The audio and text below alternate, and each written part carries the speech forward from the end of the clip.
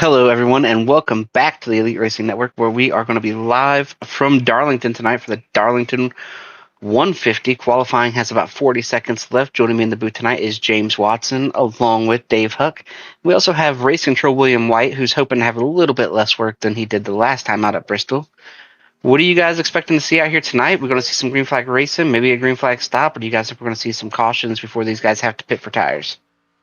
Well, I'm hoping we get a lot of green flag running. We saw a lot of green flag running both in the 03 Cup Series and the main Cup Series here in Elite in recent weeks. So hopefully the Xfinity guys here will be able to follow suit from what we've seen as of right now. And as we sit here, qualifying is wrapping up. We have Matthew Weeks out here on the pole, R.C. Enerson, Tyler Fody, Scott Crump, Jonathan Cutlip is up there. Taking a look through this field, we've got, looking here at the back, Josh Adams back here in 34th, Seth Rawls all the way back outside the top 30. Blake Reynolds is the guy we typically see up here towards the front. He's going to roll off 24th.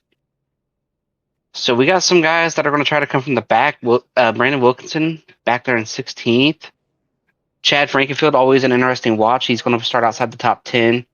Going to actually It's get going an to be an EOL, exciting, right? Chad's going to be at the back.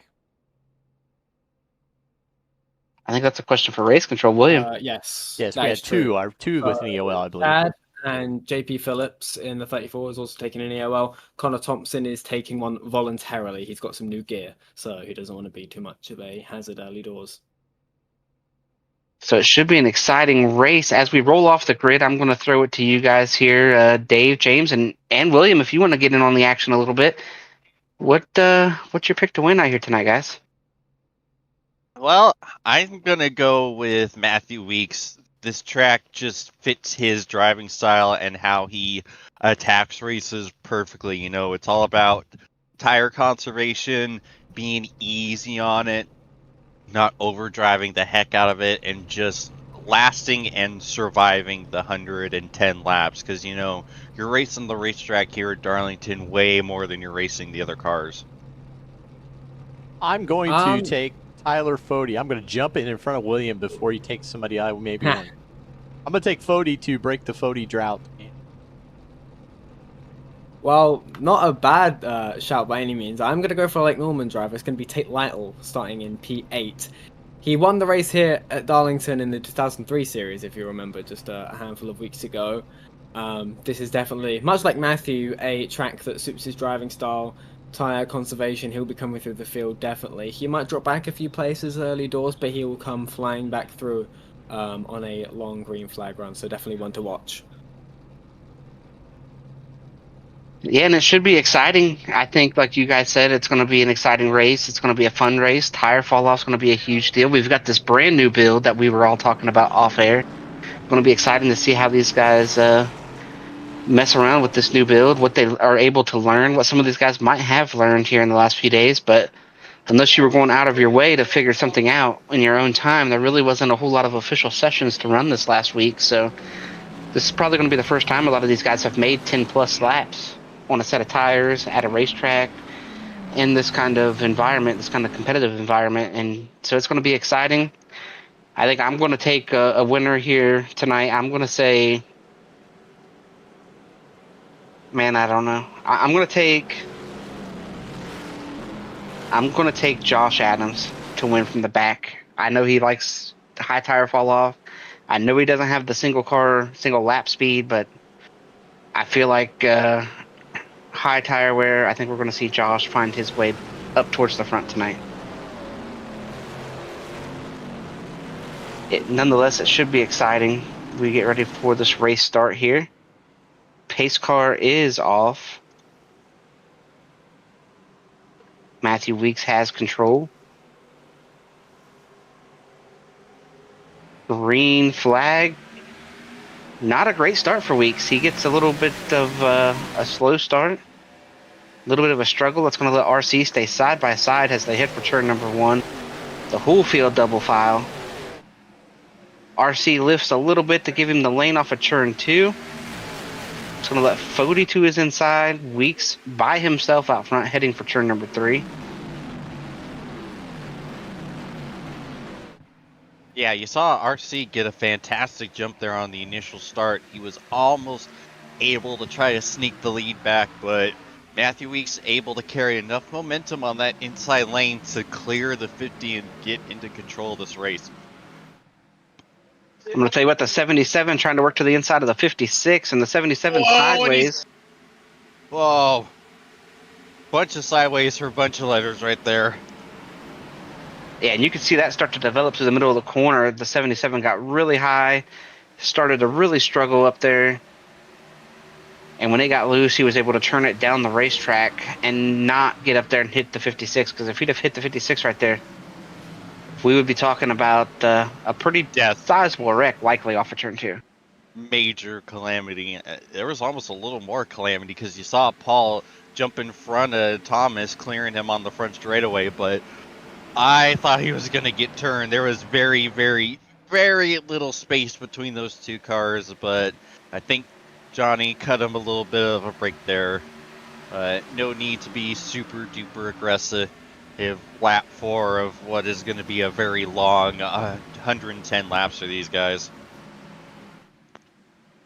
Yeah, and it will be interesting on the pit cycles and who pits when, and even under green. I mean, we could be talking about 25, 30 laps. You could be ready to pit, try to short pit, try to jump the track position. Guys are going to run long, try to shorten the pit stops and maybe make one less pit stop. It'll be very interesting to see how the tires fall off and what these guys choose to do if it were to stay green. And even if the caution comes out, we've went far enough now where I think there would be a group of cars somewhere, maybe not up in the front, but outside the top 20 for sure. Guys would pit and try to jump on that strategy and maybe steal some stage points and say, hey, maybe this will be the only caution for a little while. Yeah, because the tire wear here is so awful that even just 5 lap fresher tires is going to make an obscene difference as far as lap time goes, as we see Jesse side by side with Koonin. That's close. You always got to hold your breath when 2 cars are side by side in 1 and 2. Is Koonin maybe looking to take it back from Jesse? But yeah, I forgot where I was going with that. That battle was so interesting. Well, I'm going to go ahead and say something here that's who people that are watching right now might be confused as to why everybody's wrapping the bottom for whatever reason on the sim. And maybe they fixed it in this last build. Maybe it's not fixed it. I don't want to say something's broken, but it doesn't work quite right. Is in real life, you'll see them run the fence down here in 3 and 4 through some section of the corner. And for the most part, here on the sim, you're going to run the bottom because if you run up by the wall, the higher you run, the more you're going to cook those tires. And that's just something fundamental with the sim. And maybe they fixed it I used the word fixed it. Maybe they improved it and leveled it out a little bit more in this last update. Only time will tell. Yeah, it's likely a negative Ghost Rider on that one because nothing major was said about updates to the handling of the cars. Unfortunately, the highlights of the update was just the UI overhaul and some artwork overhaul for a few of the tracks out there, like Sonoma and Gateway, etc. Oh, Jaden Racine is hard into the wall, exit of turn 2. That's gotta be a meatball or something. That was a gnarly hit for the 1. I could tell immediately that was going to go badly. He was way high up by the wall and he is falling like a rock. I think that's my token.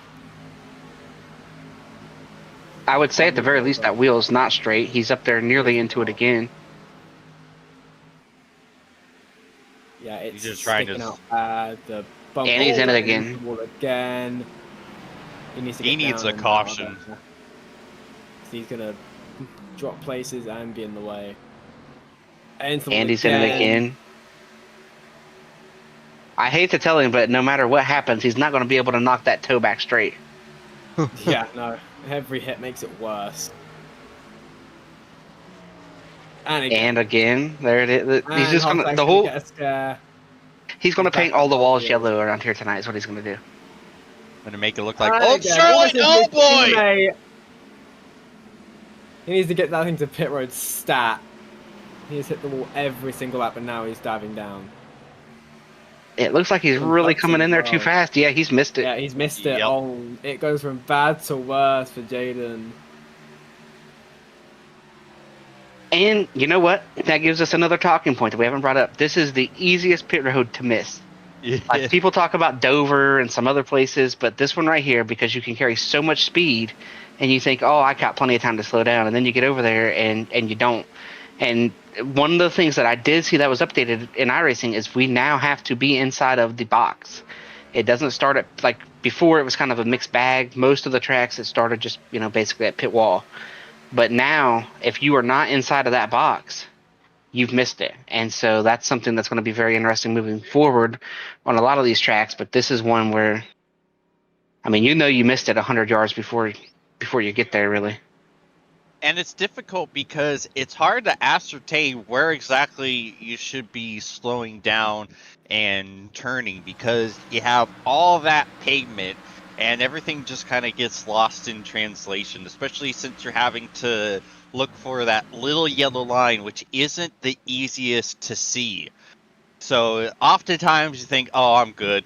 Oh, I'm good. Oh, I'm not good. And you either just drive past the line or you try to slam on the brakes harder to get inside, and you end up spinning. Like we saw it happen to Tyler Fody, of all people, during the Belly Up Cup Series Southern 500 a couple weeks ago. So it's just so easy to airmail it if you're not completely paying attention and careful. And even if you are, you can still miss it. So, And this is an easy track to miss it. Pit road, like you can miss, like this is a track where you run even down to 3 and 4 running off the wall. What we say, oh, they're running way away from the wall.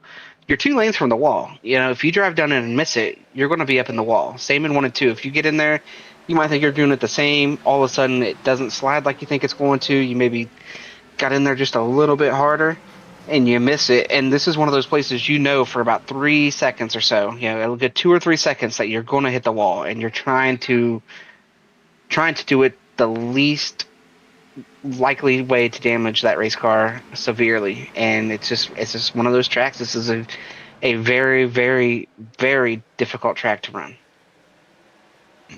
absolutely, you touched on it. This place is so narrow. You have all this paved area, but you're only using like maybe a third of it if you're generous. So you have to be comfortable being somewhat close to the wall.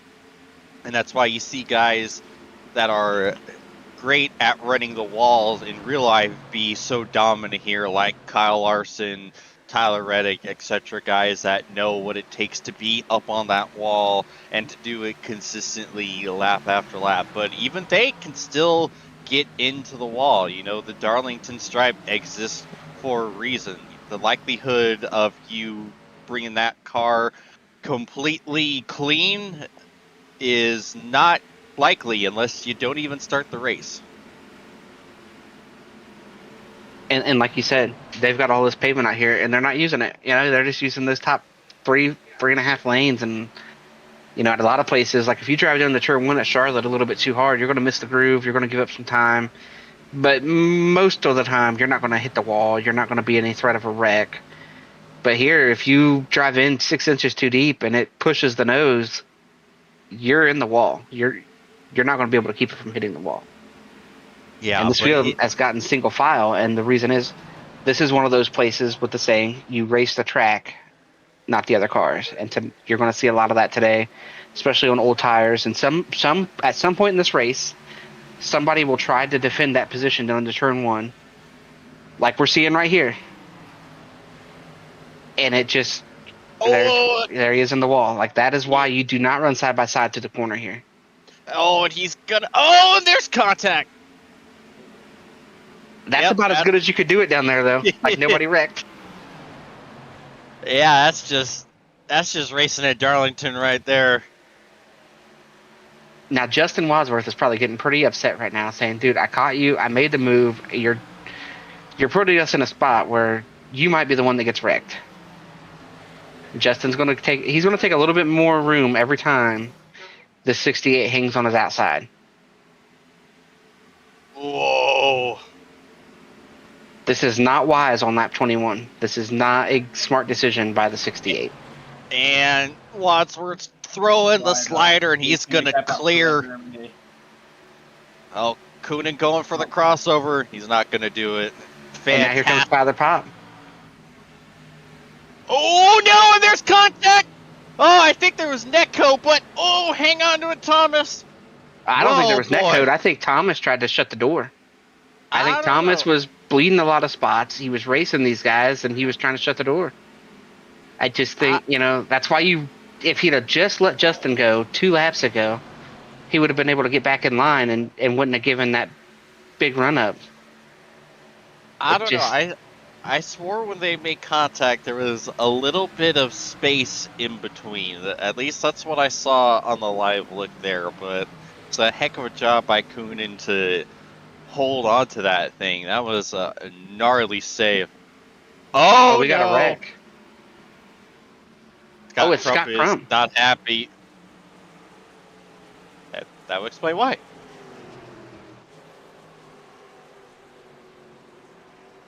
I don't see any huge contact. Oh, Jesse just gives him a little touch. Oh! And then he hits him a second time. Gave him the double tap.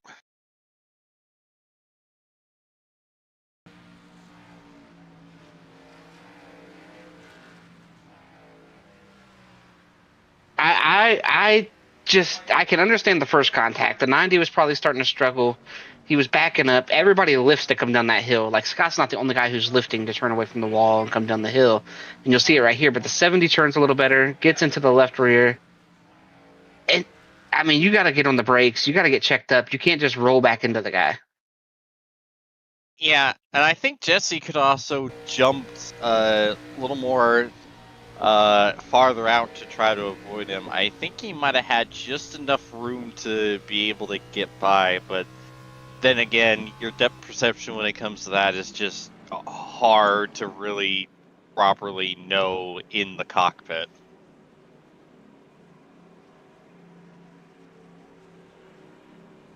Yeah, it's just one of those deals where everybody lifts to come down the hill. You know you've been catching the guy. And when you pull off on somebody's left rear like that, right on them, and you know that they're going to lift to come down the hill, like maybe a little bit more heads up out of Jesse. But maybe Jesse was trying to get a good run off of 2 to make the pass in 3. But nonetheless, that is the first caution. That is the first caution of the night. Everybody's on pit road. Everybody's getting 4 tires. Nobody there will take 2 right here. So we are going to take a quick commercial break here on lap 25 out of 110. Stick with us, and we will be back on the other side of the break.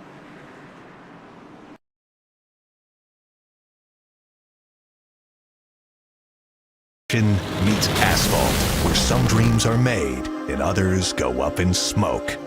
With only 4 races to go, the gateway to the West could be the way to win it all. This weekend, the Napa Auto Parts NHRA Midwest Nationals roar at Worldwide Technology Raceway. Get tickets today at WWTRaceway.com and be a part of the NHRA Countdown to the Championship this weekend. Now let's hear about Blue Egg Marketing. Rev up your business with Blue Egg, your marketing pick. Turbocharge your lead generation with experienced drivers that can navigate the competitive track to connecting with your customers. With Blue Egg, you're always in the pole position, leading your brand toward victory lane. Don't spin your wheels, accelerate success with Blue Egg, fueling small businesses to win big. And welcome back to Darlington, where these guys are getting ready to go green with Weeks still out front. Once again, going to pick the bottom. Jesse, RC going to be there in second. We are halfway through stage 1. There will be a stage points handed out on a lap 50.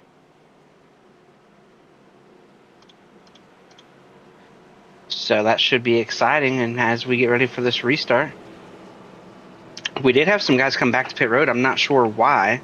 Not sure if they're in a fuel number here. Not sure what that situation is, but the pace car is off. Matthew Weeks has control of the field. They enter the restart box. Green, big jump there for Weeks. He does a much better job this time. He was not going to let RC hang around that time. Yeah, it looks like he was shot out of a cannon, and now RC might have to worry about Fody sticking his nose in there. And here comes Cutlet. Oh!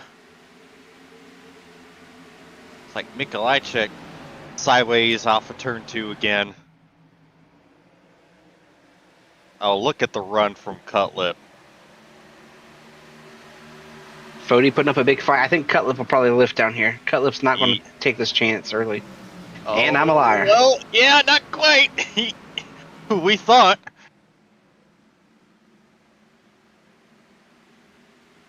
Oh, man. You always got to hold your breath whenever they're side by side off of turn 2. He put a lot of faith in Tyler Fody. Oh, Chad Frankenfield dirt tracking through 3. He still lost all his momentum, but he did not wreck. What a save by Chad. That was incredible, though. I can imagine that he's not happy about it. As RC takes a look for the lead. Yeah, RC being pretty aggressive now this time around.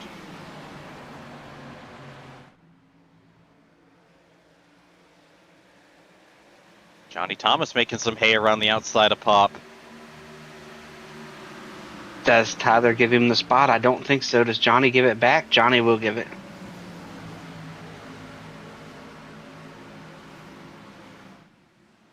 Yeah, that's Johnny said, what... no way I'm staying on the outside through 1 and 2. Yeah, the business decision if I've ever seen one.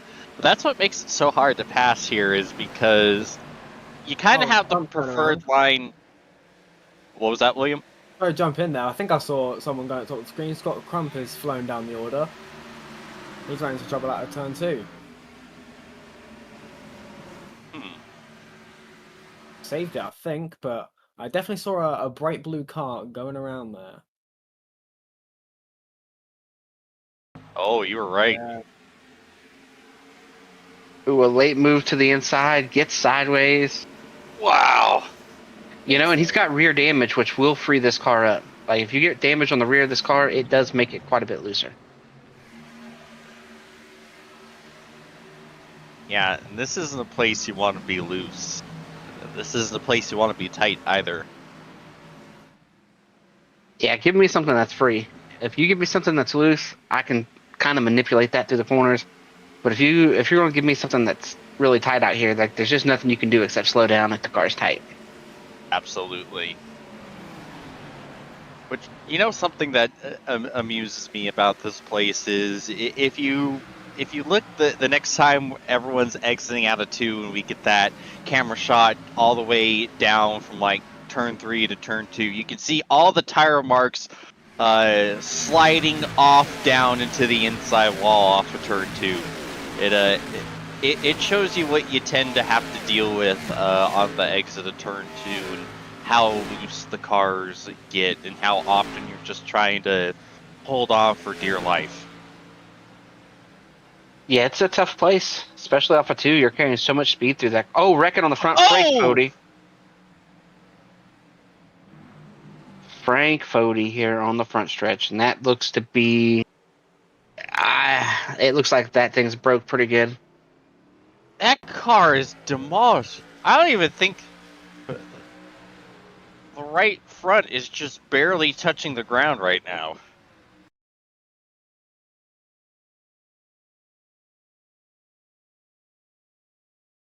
I think Jake's trying to make a pass. Jacob Adams there, trying to make a pass underneath Frank. Frank's going to get up into the wall just a little bit. He's going to come off the wall. Jake sees it happen, tries to get further left.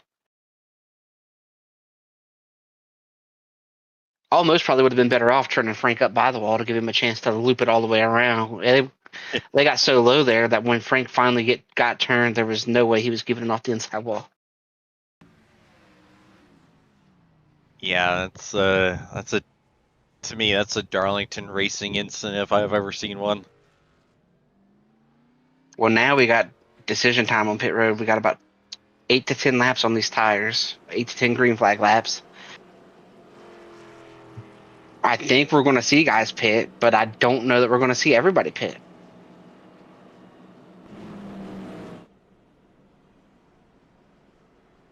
And so far, it doesn't look like anybody's pitting.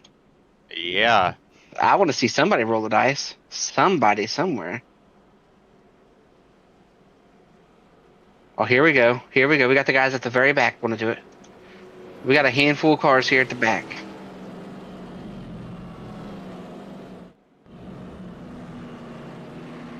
Interesting. I like it. I like doing something different. Absolutely. What's that old Larry Mack saying? If you follow the leader, you're just going to follow the leader all day long. If you want to try to get in Amen. front of the leader and give yourself a chance to win, you got to do something different. And sometimes you can't even see how it's going to work out. You might think there's no way it's going to work, but you know what? You're going to give yourself an opportunity at some point to restart in front of everybody else on the racetrack if you dare take that chance later. Chris, you inspired me in my Oscar race last week. I stayed out on the first caution and led 2 laps. Everybody was like, why did Dave stay out? And I said, Wright said I had to. Hey, that's right, dude. I'm always the one that I will do something different. Like, it's just, I guess it's just something about me. Like, I'm all the time trying to talk people into, like, hey, if everybody pits, why are you going to pit on lap 7? I only dropped to 15th before the next cautions.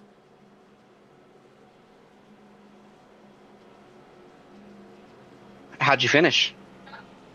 Top 20. Good for A me. lot of times by staying out when everybody else pits too, you'll give yourself to be on offense at some point in the last 20 laps. You have a set of tires that everybody else doesn't have, and I tell you what, at Darlington, if you have 20 lap fresher tires and everybody else with 10 laps to go, you're probably going to win the race.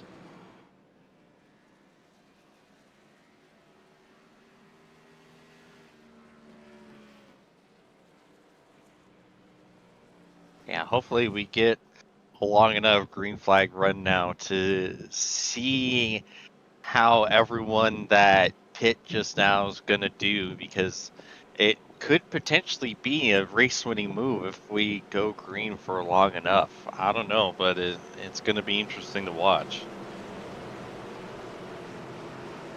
I believe they're all starting, outside the top 20, like 28th on back.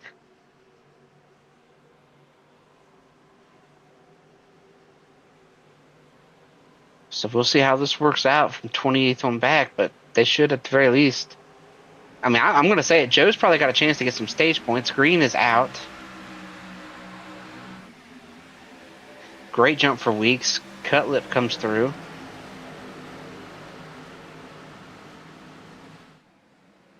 Oh, look Oof. at Tate! Ooh.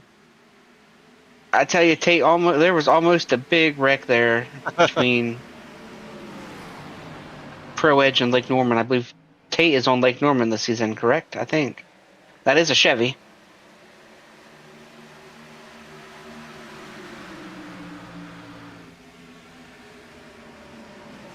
Tate still running side by side with Justin Wadsworth down into turn 1. Ooh, a little bit of contact maybe right in the middle of the corner. Tate has to lift off a 2. He sneaks back up in line, or does he?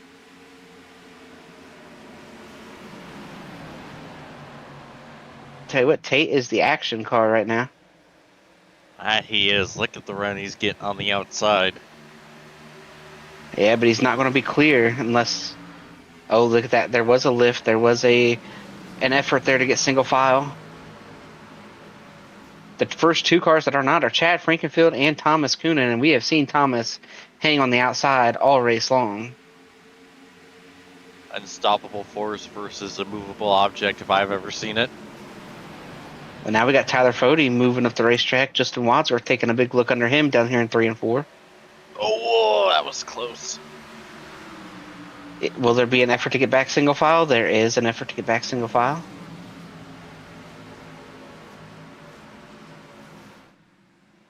the field funnels through 1 and 2 once again. Yeah, and you see, look at all those tire marks coming out of the corner down into the wall. That's what I was talking about earlier. It's so amusing to me that we see so many single car spins off of the corner that they leave a permanent mark on the track displaying that. That just means they're going really fast over there too. Yeah. Most of this field is single filed out for the time being. Lined up like a parade for Memorial Day or something.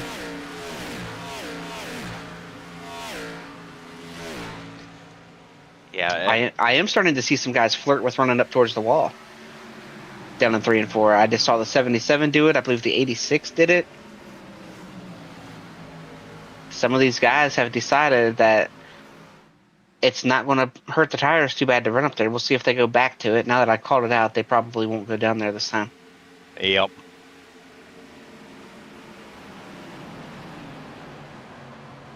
Nope, they're creeping up the track still. Tyler Pop's up there. Johnny Thomas has moved up there.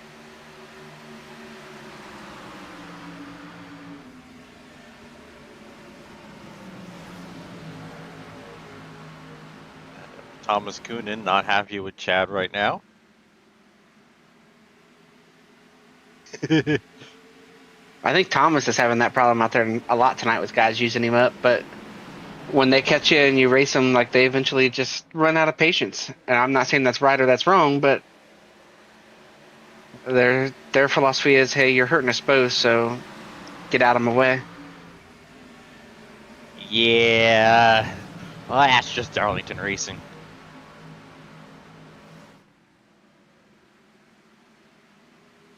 Yeah, the patience really does wear thin because like we've touched on multiple times tonight, the more you run side by side, the more dangerous it is for both cars. Like, especially in 1 and 2, like, even though you have 3 lanes to work with in 1 and 2, it really only feels like 2 more often than not. Because, like, the very outside entering turn 1 and exiting turn 2, there's like no grip there because you never really go out there. You're basically always running like a diamond line going in on the entry, up in the center, and then down again on exit. So the car on the outside is going to be stuck in that not as grippy part of the track, and you see it oftentimes they'll slide up into the wall and then immediately bounce back down. And because of the narrow nature of the track, the car on the inside is just going to be so close that it's likely just going to shoot one or both cars off into the inside wall. So it's just dangerous to be side by side for so long. And one thing of note here is we are 3 laps away from ending the stage.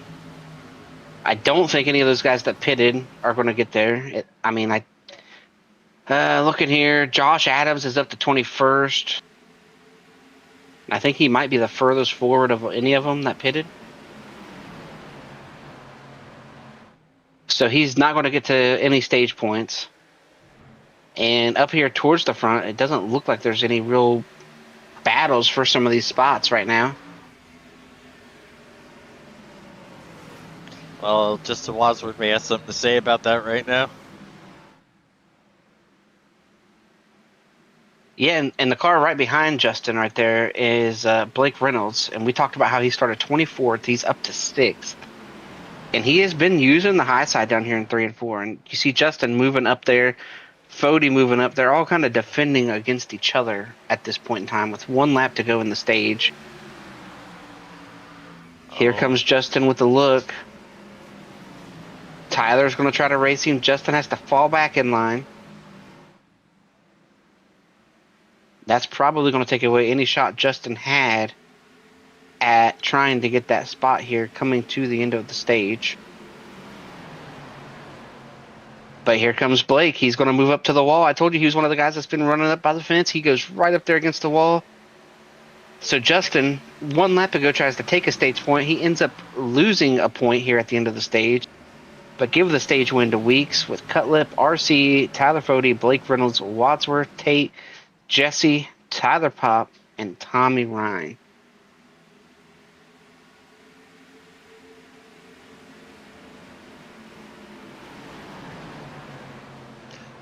Good So stage now, win there. now the question is, when do we start to see pit stops?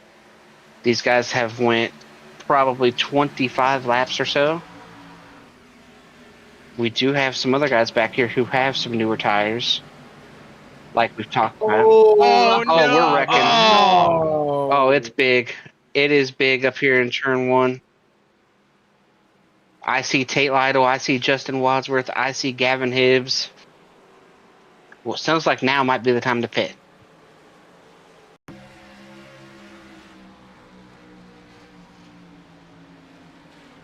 Oh, Justin just gets tight, it looks like, right? So maybe Justin thought that Tate was going to back out.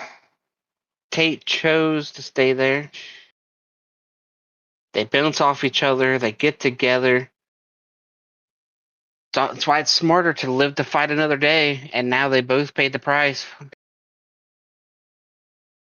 Tyler Pop, does he sneak through this? Tyler Pop does sneak through this. Absolutely incredible for Pop.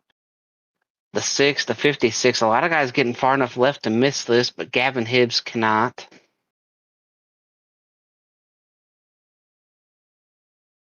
I got to tell you, I think Tyler Pop did an absolutely incredible job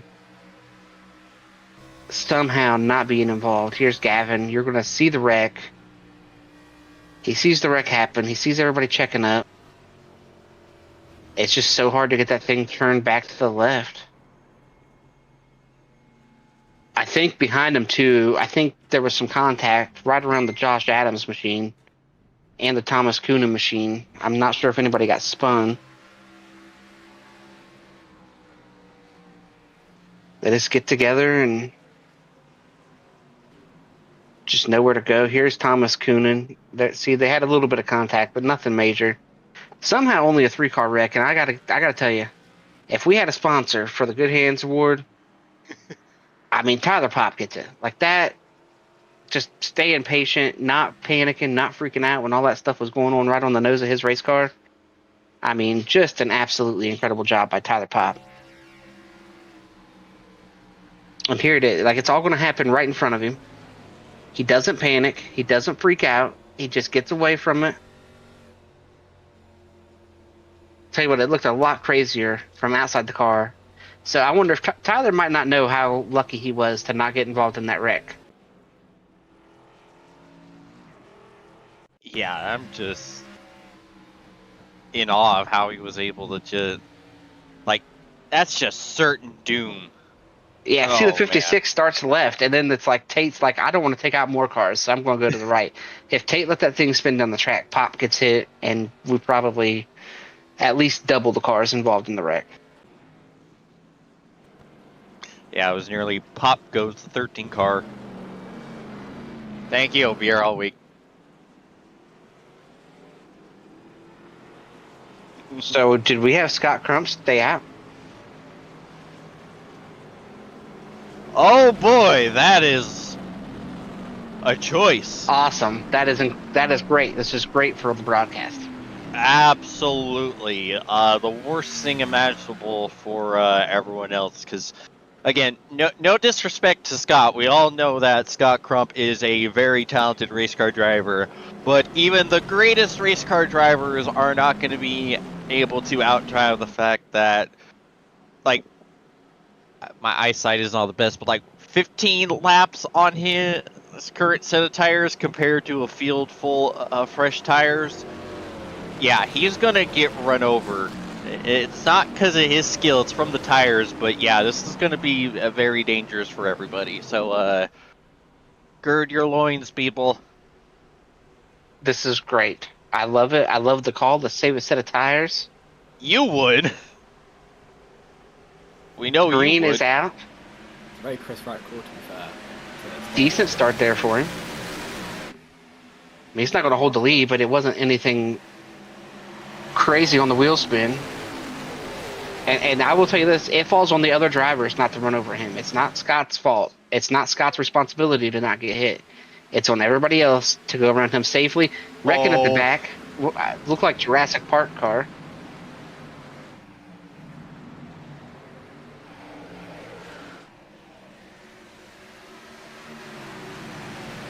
And they are just absolutely flying around Scott Crump right now.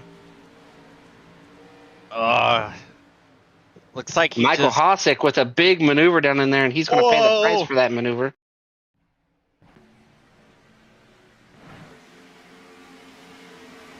You see Pocock down there too.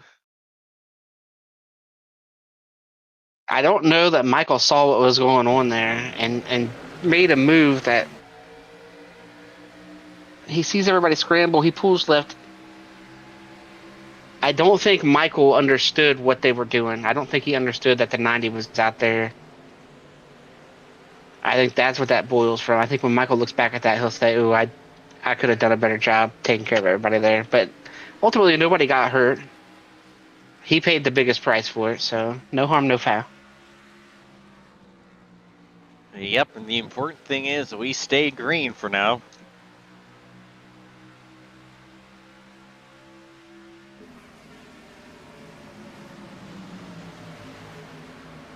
See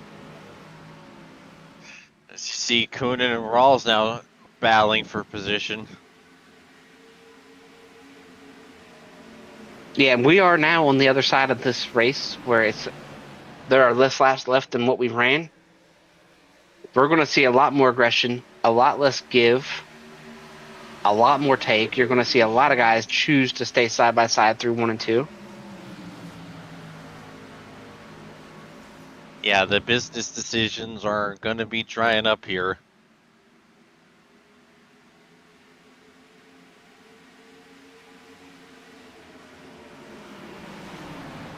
Oh, here comes Blake looking underneath Fody. Fody runs around the top. Fody might go from losing a spot to trying to gain a spot. Absolutely. You see what running the top can do for you in 3 and 4. Just the change in momentum. Just so noticeable. It's always wild to me. Yeah, and it's just hard. Like you gotta make the decision to run hard down there in 1 and 2 if you're gonna do that. RC's gonna move up and defend him against the top. I think RC thought Fody was trying to make a pass when really Fody's just defending against Blake. All right, are we gonna run side by side? Yes, we are.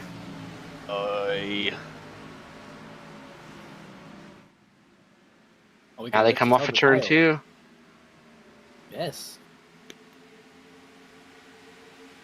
And we're all that went on the last 3 laps, so they're right back to where they started 3 laps ago.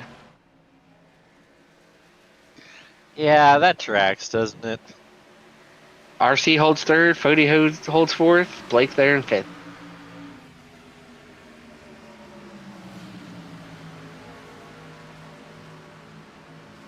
Justin Wadsworth has loaded up and headed home.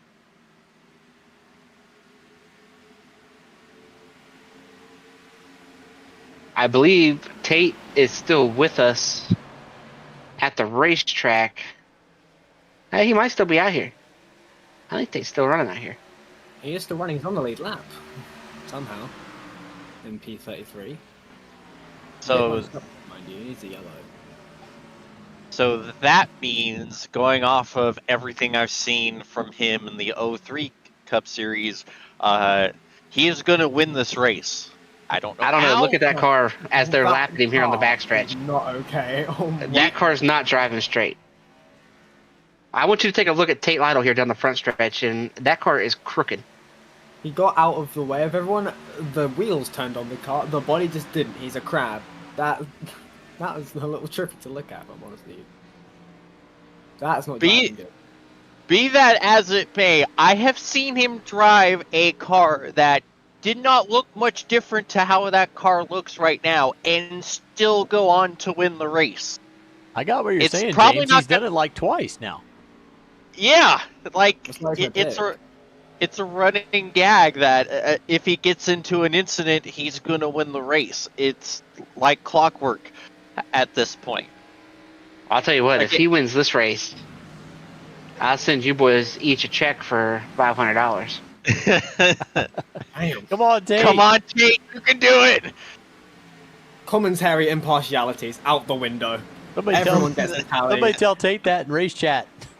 I'll give him $250.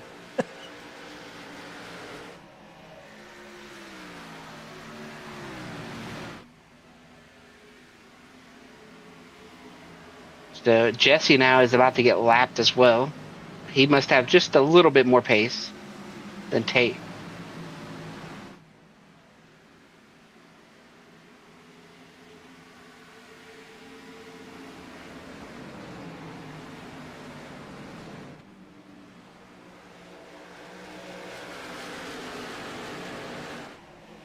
I hear that Tate has received a message. I also heard that William cut me out of the pay. Right. Tate just came back to us. I queued up over the airwaves. I said, Tate, Chris Wright, both me and James are check for $500 if you win this. He comes back, he's got 14 minutes of damage. So I think this is beyond even his capabilities at this point, with only 43 laps to go. And we just saw the 96 just went up there and hit the wall in the middle of 3 and 4. He's the guy, the 86. Good Lord, I cannot see the difference between 8 and 9.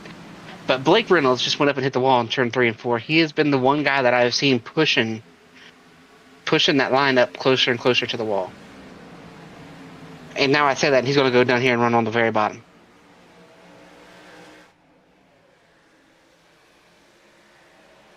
If you want to talk about the line that somebody's running, all you got to do is start talking about it and they'll change it for you. You know, one thing that we haven't said too much about tonight is the fact that Matthew Weeks has led about this whole race. He's sitting out here. We're not really talking about him, not having anything to say about it. He just, slowly, sucking the life out of this for everybody else out here tonight by just opening up a can on these boys so far.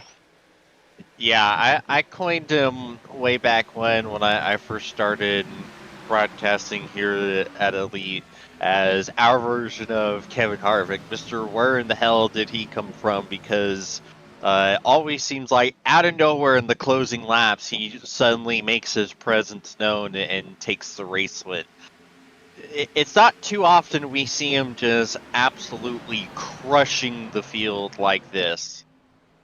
He's not coming out of nowhere. He's just absolutely dominating, doing everything he needs to, just barely driving hard enough to keep everyone at bay. And his skill when it comes to stretching the car and stretching these tires. He's doing it without really taxing his equipment too much. And guys like that are nearly impossible to beat, which again is why we see Matthew Weeks win a lot of these full-length crown jewel races that we get in the Belly Up Cup Series. Yeah, and these guys can make it on fuel as well. They're just barely inside that window to make it on fuel. But with everything you're telling me, are you saying tonight he's going to lose this one in the closing laps? It's going to be a role reversal? I ain't co-signing myself up for that commentator's curse. Don't you put that evil on me, Ricky Bobby. But I am saying it is going to be interesting seeing if anyone can stretch it and just who decides to take that plunge first and how it works out, because I've always been the biggest proponent when it comes to overcuts, but here at Darlington, the overcut just doesn't work as well because of the difference in new tires or old compared to old tires. That you'll be a lot faster towards the end of the run, but you will be so far behind someone that pulled the undercut that you're just not gonna have enough time to catch him, especially when our final stop probably isn't gonna come till much later. So well, I have good news for everybody and bad news for one guy. Would you like to hear it? Tate's getting lapped again. No, the good news for everybody, except for all but one guy out here, is that these guys are about eight laps or so inside their window. They should be good on fuel from the last pit stop. Didn't Crump stay out? But there was that one guy that William just brought up who chose to stay out under that last caution, and if it runs green, he will have to make a pit stop. That being Scott Crump. Got ball Yeah. 29th. And he's already so far back, having been running on old tyres this entire time. He's half a lap behind the leader, Matthew Weeks. Yeah, he needs a yellow and bad. And even still, the gamble won't have paid off because everyone was going to a set on new tyres, so he'll have to come back from for his gamble to work, William, right? He's going to need a caution, like now. Yeah. And then to run about 10 or 15 laps and get another caution, and he has a set of tires to use. Yeah. That's what he needs. Yeah, no, that is true. And maybe a big wreck that happens up towards the front of the field where he gets like 20 spots for free. That's a pretty big wish list. But is it honestly anything we haven't seen before, though? Yeah. I've asked Santa for much more than that.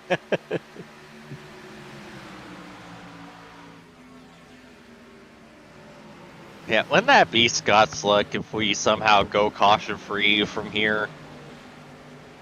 That sounds like something Scott would say. That's just my luck. I feel like every racing driver says that. You're not wrong, William. Yeah. You're not wrong.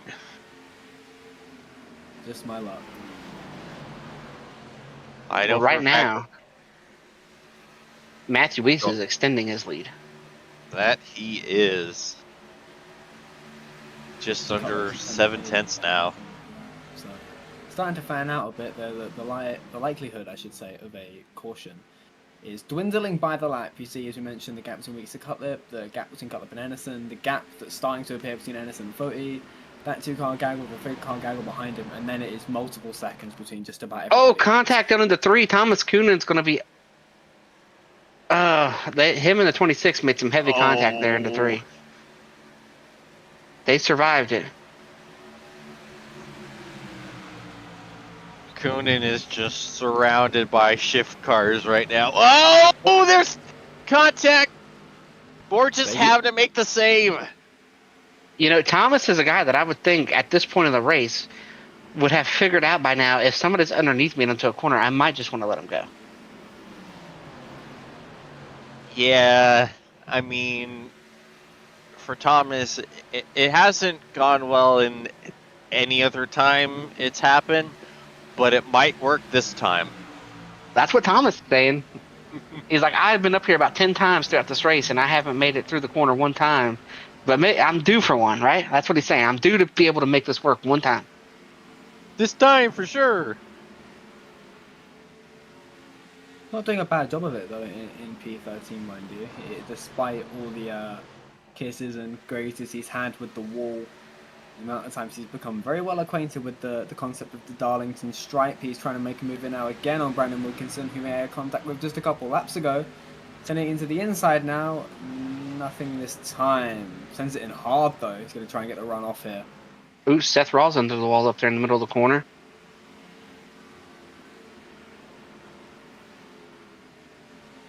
And here comes Thomas Kuhn. Oh, he's going to try the bottom. Thomas is on the bottom now. And, almost had him clear. He's got it. Just about. Wow. I'm amazed he was able to pull that off and get that run through center. Thought for sure Wilkinson was just going to power up and drive on by. Great move from Coonan to pull that off. As Connor we got a and wreck off Adams. it too. Oh, yep, we sure do. Oh, save it. Wow, Nope, what a save no by wreck. Jay. Wow. Now, I saw that happen. I can tell you what happened right there was Josh caught him, went to make the pass down the front stretch, drove into turn 1, overdrove the corner a little bit to clear him so he couldn't hang on his outside. Josh then hits the wall. Jay pulls back. You'll see right here. Josh is like, I'm not going to let you hang on my outside. I'm just going to cook it down in here. Then Josh gets the wall, so Jay goes back under him. Jay In an effort to get back under, he misses his exit, washes up into the 22. They make contact. Josh hits the wall, comes off the wall into the 9, who also gets hit by the 25, and somehow we're still green. Yeah. Oh, what a wild 5 seconds. I was waiting for that. You guys can go 5 seconds. Purple sectors. Anyways, this battle continues to rage on. Fody and Reynolds, as Harry and Connor battle side by side off of turn 4. I will tell you this, boys. I'm putting the checkbook away. There is, I don't feel like any threat of that happening as Tate Lytle has went down pit road. Yeah, unfortunately, you're probably right. Yet again. Fucked up.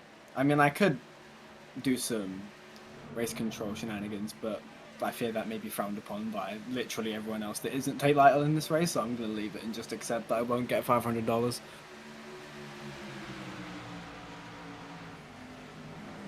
But I'll tell you what else. Matthew Weeks has got that lead out to almost a second.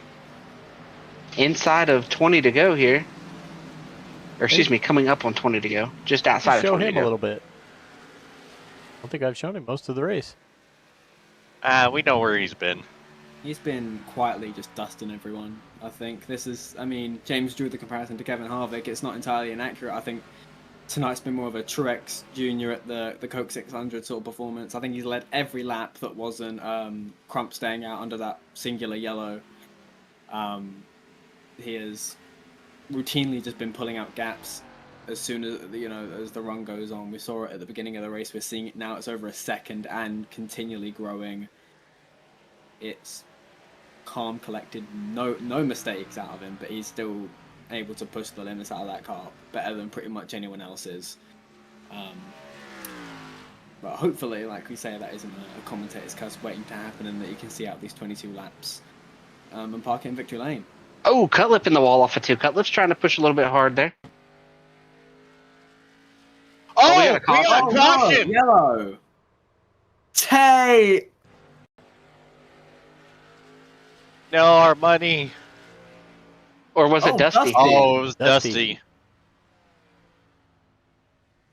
Oh goodness.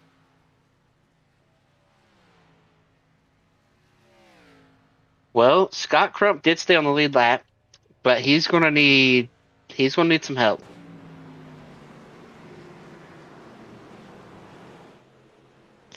Yeah, unfortunately, after that contact with the inside wall, the Dusty is now smoky. Yeah, I heard that there was a request made to give him an EOL since he caused the caution, and I'm not race control tonight. William is, but I don't think that's going to matter much whether he has an EOL or not. I don't think that car's leaving pit road again.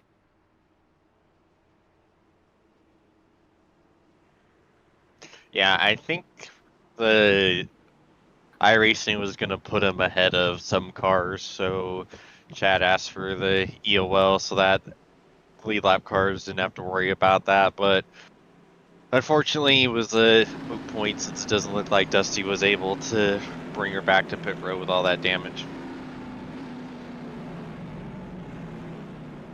It looks like the lucky dog will go to Kyle Hanshaw.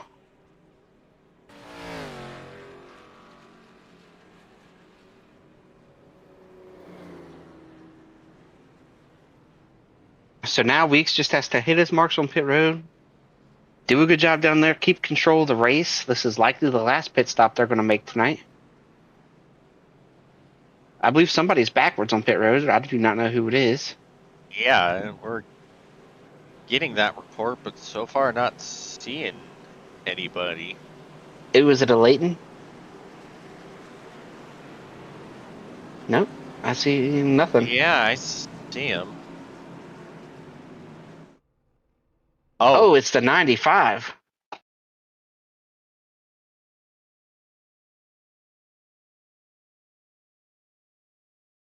Well, this is not how you wanted your last pit stop to go. No.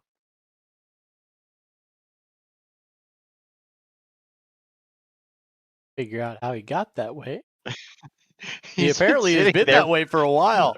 Yeah, I guess it's He's- just he's been there.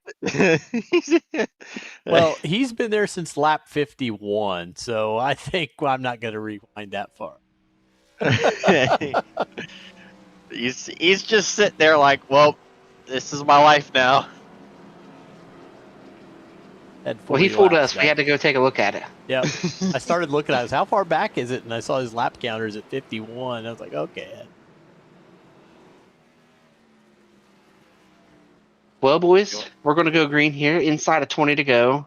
What Scott Crump is looking for is, since he's probably the only guy with a set of tires left, is he's looking to run about 8 to 10 laps, get a caution, and pit. That's what Scott's looking for.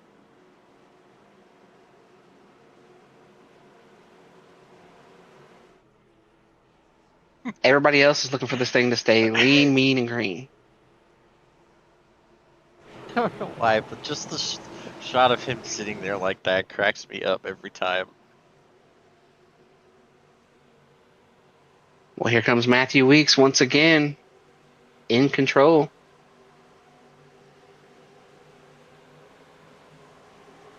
Green flag, great launch for both cars on the front row.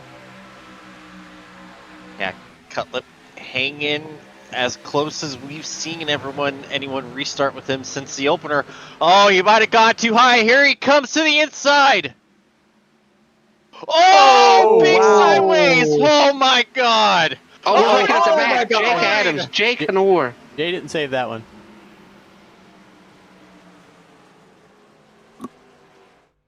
Hoy. That was cold, Dave. That was super cold right there. And I'm not saying I don't like it. Just calling it out. He didn't save that one. Oh, he gets loose, gets into the 28. He got a triple tap. And then hit the wall with the spinal tap. Hey, Spinal Tap 2 just came out. That's exactly why I made that joke. Have you seen it? I have not. I Me can't neither. afford to go to the movies. I have yet to see it either, but I tell you what, I am excited. I know that Garth Brooks is in it, so Interesting. Garth Brooks was in Final Tap. he was in Spinal Tap 2 that just released this Friday. I guess he's got friends in low places. Hashtag not a sponsor, but James brought it up. Well, I don't think that was long enough for Scott to come down and get a set of tires.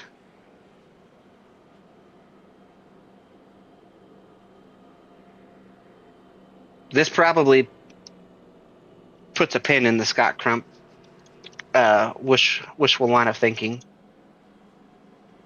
But I love the call. I love trying something different. You had lost your track position because of the first spin. I very much love the outside of the box kind of way of thinking. And sometimes you look like a genius, and sometimes it goes like this.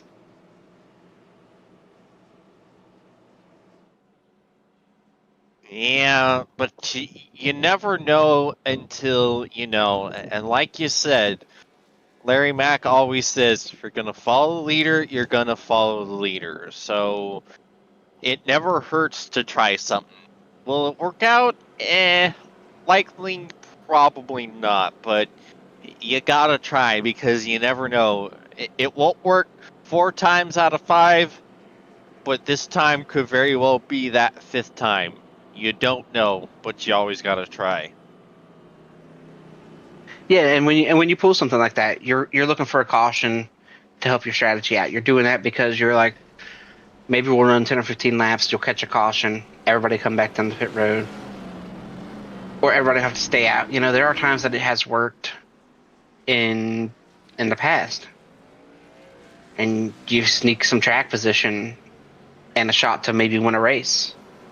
I mean, just thinking out of my personal experience, at Indianapolis earlier this season in the 2003 series, I tried a different strategy at Indianapolis that was the only way that really you could pass in that car at Indy. And I tried it about, 25, 30 laps in, and I ran the rest of the race in the top 5. Like, it's just, you gotta hope that you can work out and get some track position and give yourself a shot to race for the win. Absolutely.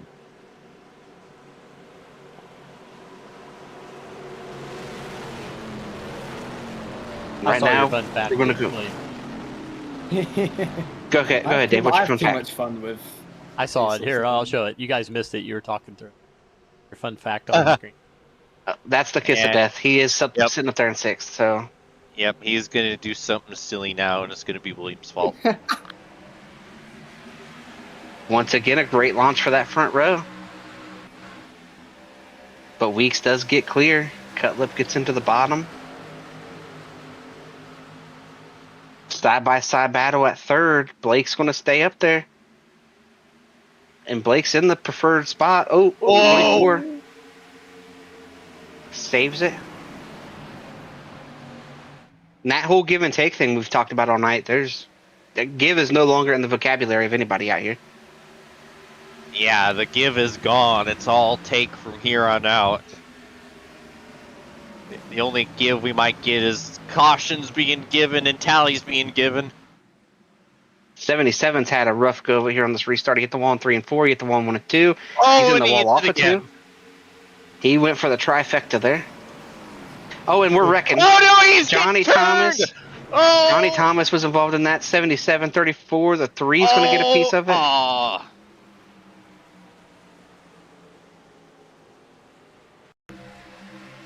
Woof.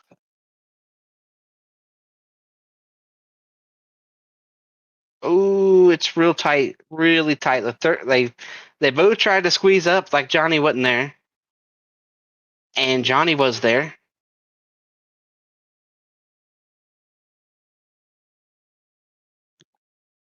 Now there could be an argument made that maybe Johnny should have lifted, but we just saw the 77 hit the wall off of 2 and lost all his momentum. So it's just one of them racing deals where you try to squeeze up on that 3 wide call, and there was contact after the wreck between the 24 and Johnny Thomas right there. I think Johnny saved it, but they had some contact there on the other side of that accident.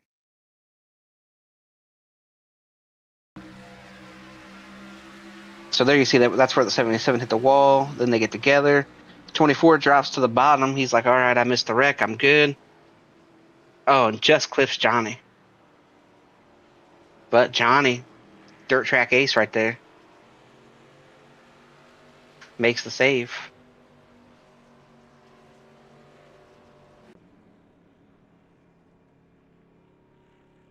Yeah, that's just, we're coming to, we're nearly 10 laps to go at that time. That's a bit aggressive from Johnny, but the passes are hard to come by. You've got to go for the gap when you see it. Again, like you said, you can maybe make the argument that wasn't the smartest move to make, but sometimes you gotta make those moves when we're in the closing stages, especially at a track where those opportunities to make passes are few and far between. Unfortunately, it went wrong for all parties involved, and then some, but that's unfortunately kind of the nature of the beast at this point. Well, and like you said, you can be pretty hard on Johnny, and like everybody knows who watches, and you guys know in here that if I see something that I don't think is a great maneuver, I'm going to call it out. But one thing I will say there, at Johnny's defense, is he saw the 77 probably pound the wall in 4, pound the wall in the middle 1 and 2, pound the wall coming off of 2. And so at that point, I can't say I would have made any different decision that Johnny did. You're watching that guy just drive up and hit the wall multiple times. So he's struggling with something, and you're not going to follow him either. You're going to pull down and make that move and expect the room from the 34, but the 34 said he didn't know they were 3 wide, so Absolutely. that's just one of those things where you see the guy in front of you really struggling, and you're like, oh, I can't ride behind this guy because I can't bleed spots. And probably every driver here would have done the same thing if they were in Johnny's shoes. Probably. Some might have backed out, but I feel like a good chunk of them would have been like, yeah, I would have done the same. Well, Weeks is picking the top this time. A little bit of a change-up.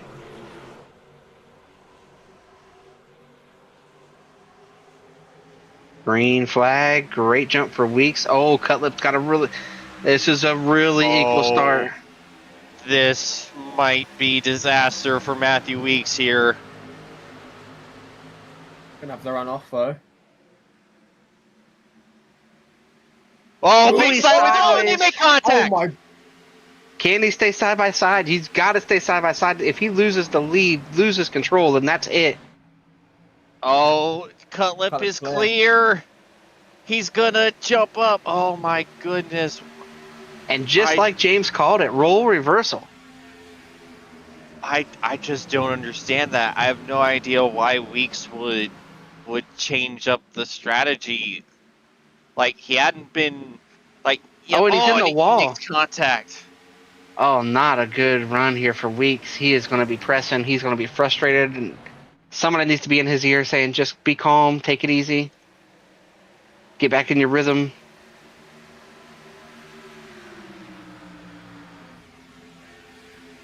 I mean, it's one thing to throw away the win. He's going to be frustrated if he doesn't win this race.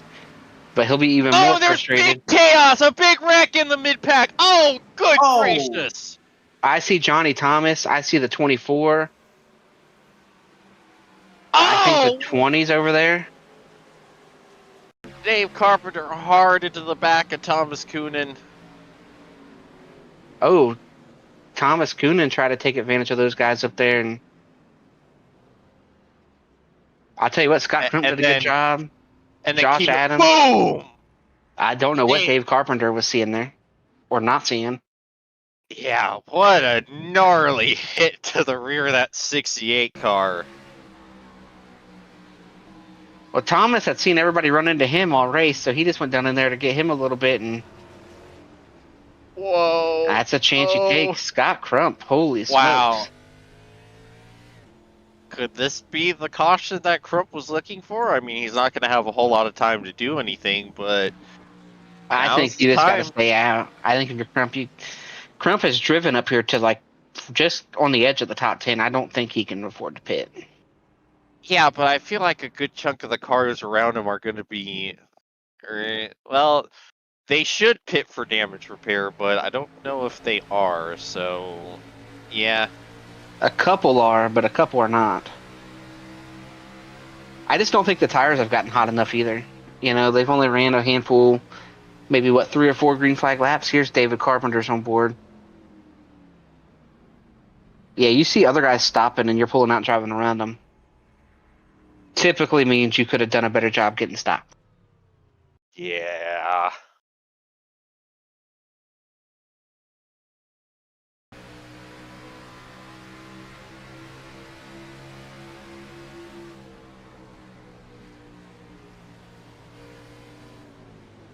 Yeah, when other guys are stopped and you're passing them. Honestly, the 30 got pretty lucky right there because the 30 wasn't slowing down any more than David Carpenter was. Yeah.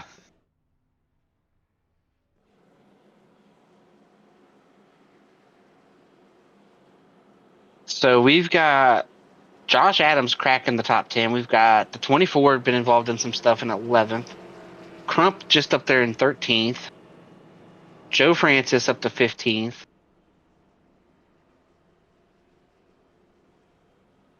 So we've got some guys that are probably not going to be fighting for the win, but they're going to be fighting for a pretty good spot after they ran most of this race back around or outside the top 20. I mean, we documented Scott Crump up until the caution with about 20 to go. Scott was looking at finishing at about 30th.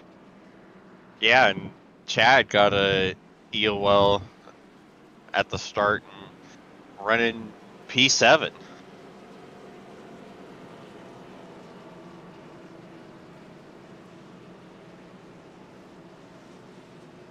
But well, let's see if Matthew Weeks has anything up his sleeve to try to see if he can wrestle this lead back.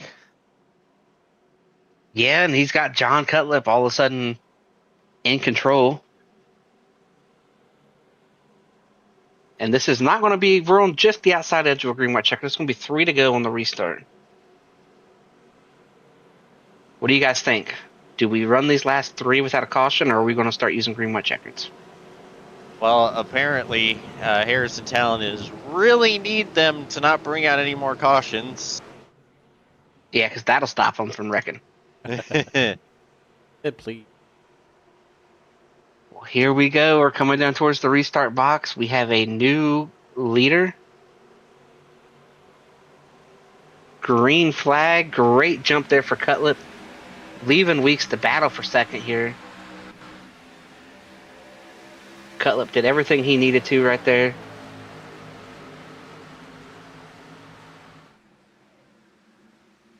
Yeah. Looked like Weeks got a good... Whoa, big sideways for Reynolds on the inside of Weeks. Just... And Cutlip driving off into the sunset. I think without another caution, it's now Cutlip's race to lose. Big battle for second. Who gives? Nobody.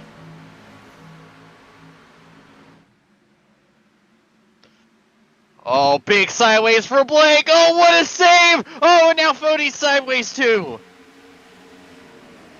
And Fody's going to lose a spot for all his troubles. Here they come off of turn 4. White flags in the air. We're going to finish this one. The battle is on for fourth. That's where the battle... Oh, Fody slides up nearly into the left rear of RC. Lifts. RC's going to get clear.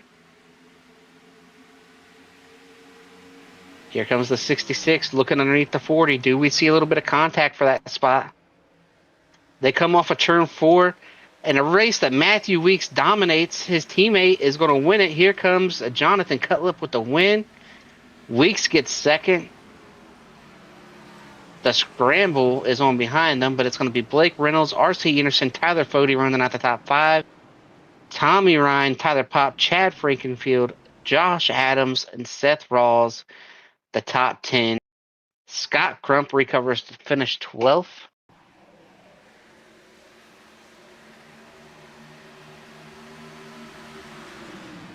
Well, you called it, James. The script flipped. Weeks gave it up at the end instead of taking it away. And I know Weeks is probably going to be pretty frustrated. Yeah, unfortunately, it was he was Kevin Harvick circa Phoenix 2023, dominating until a late caution. Yeah, that is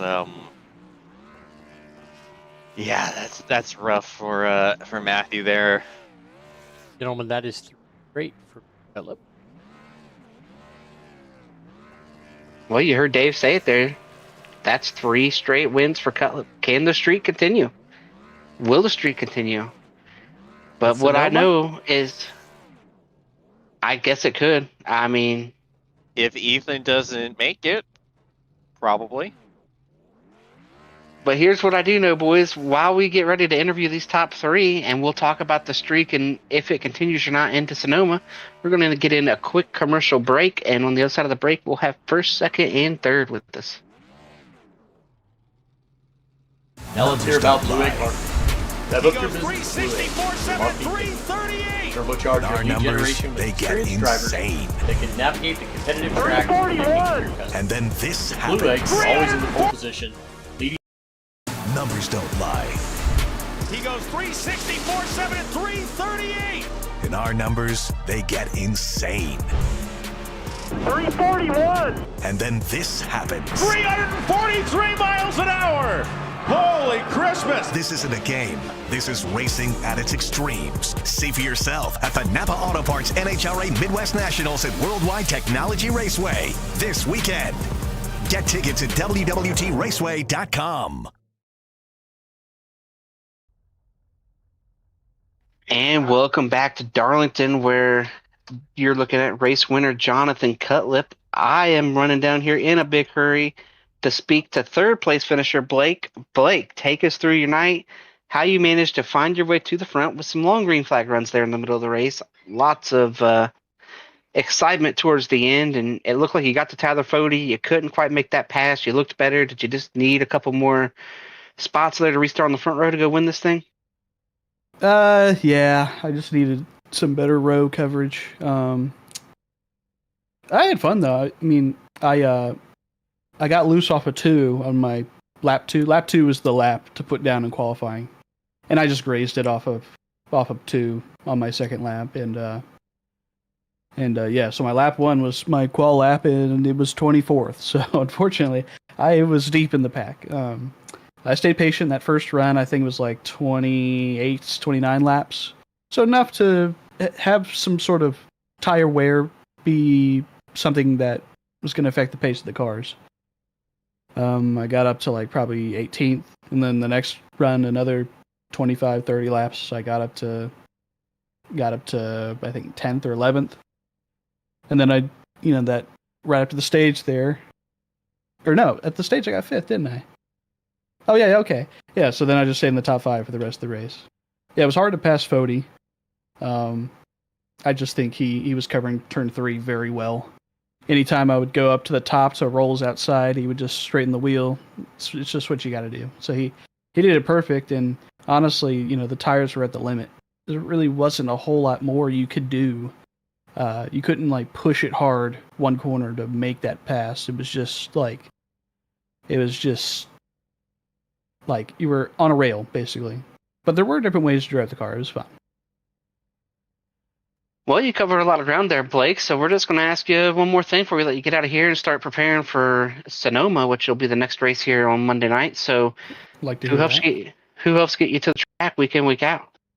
That'd be Channel 199 Sim Racing, Racecraft Academy, Track Racer Simulation, Drink Machine Works, JD Designs for the paint scheme. You guys are putting this on, Chad and everyone. I'm having fun in the Xfinity car.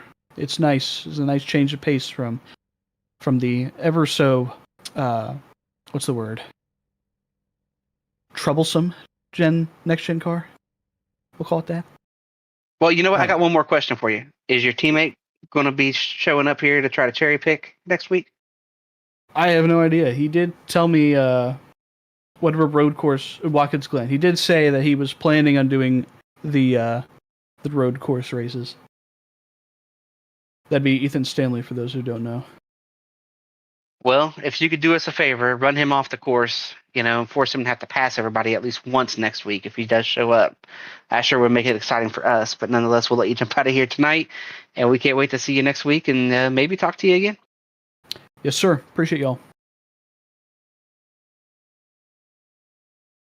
Well, that was Blake there. And I believe, James, you're standing down there with the guy who dominated this race and is pretty frustrated, I would imagine. Yes, sir. Matthew, James in the booth. You got a copy? Yeah, I got you. Well, I got to start off by asking the obvious. What was the thought process choosing the outside there on that next to last restart?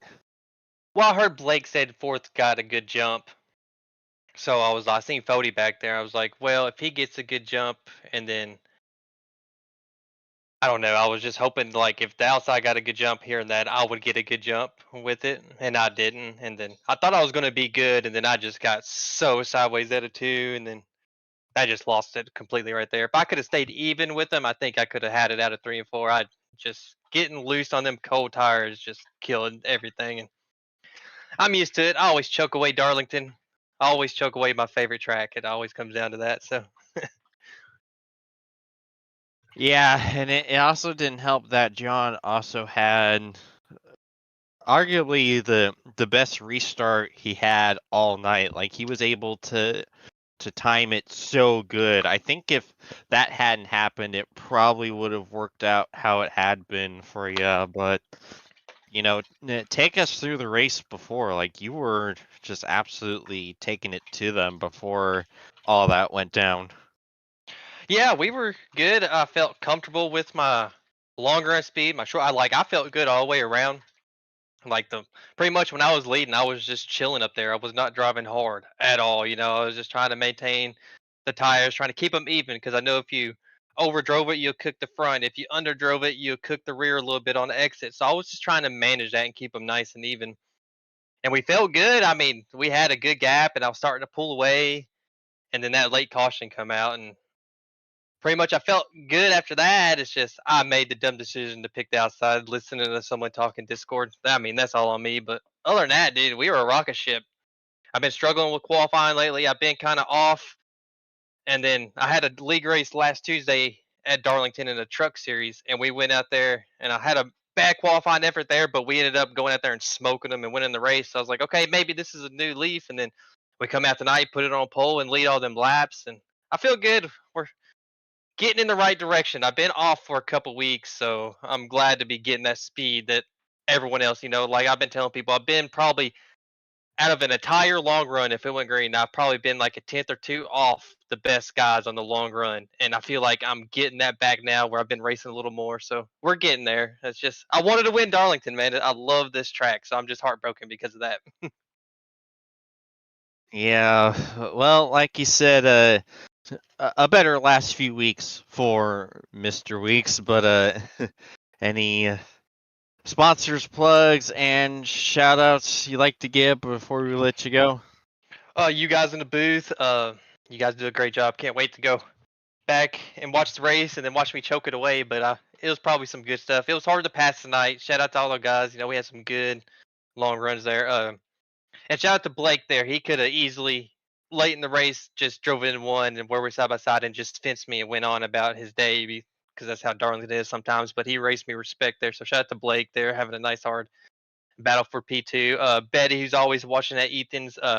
My buddy Justin Vandermeerl, that paints all my schemes. Hit him up at JV Designs on Twitter. He's on vacation right now. So hope you're enjoying your time out there. All the Pro Edge guys, we were pretty stout tonight. So I think we finished 3 of the top 5. I don't know if John is part of Pro Edge in the Xfinity side or not, but we were up in the top 5 all night long. So we were pretty stout. And everyone that watched, it sucks to kind of end that way with some cautions, but it's how the cookie crumbles pretty much sometimes. So yeah, and that's about it. Oh, and John Cutlip on the win. He paints some schemes too. Hit him up at JD Designs. It was a good battle and a good buddy of mine for the win there. So it's always good to have that. Alrighty, well, Matthew, we appreciate you, and hopefully we're talking to you again next week here. Hopefully.